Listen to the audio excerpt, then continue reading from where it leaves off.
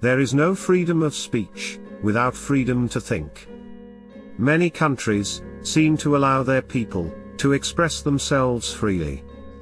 The United States has had this value of freedom of speech for centuries. In 1789, they made it the First Amendment to their Constitution. Freedom of speech, religion, and press. It is the American example that has inspired many democracies around the world. The question to be asked concerns freedom to think.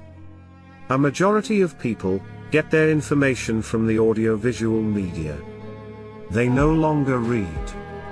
The investigative press has gradually died out in favor of screens.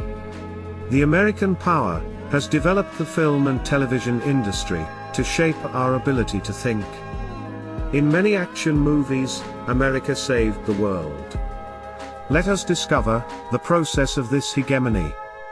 The knowledge of how the brain works has been understood for decades.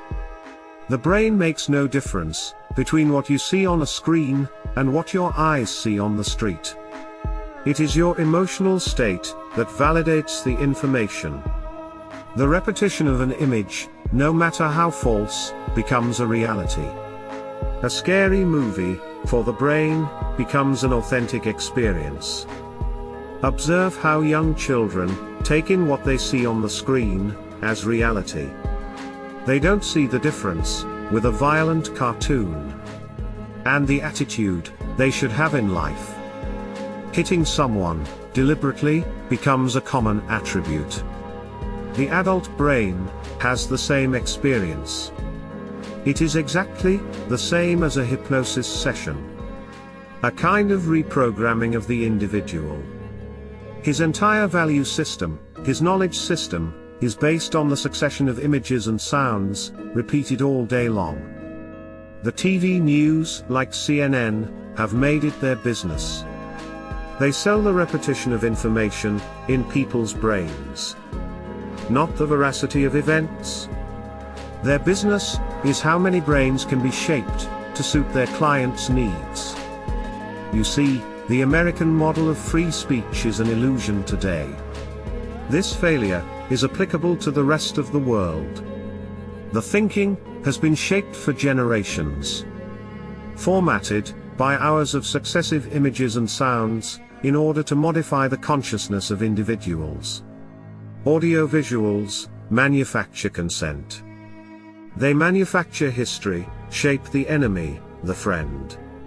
People, thinking they are using tools of expression, like social networks, are only repeating the narrative of their rulers.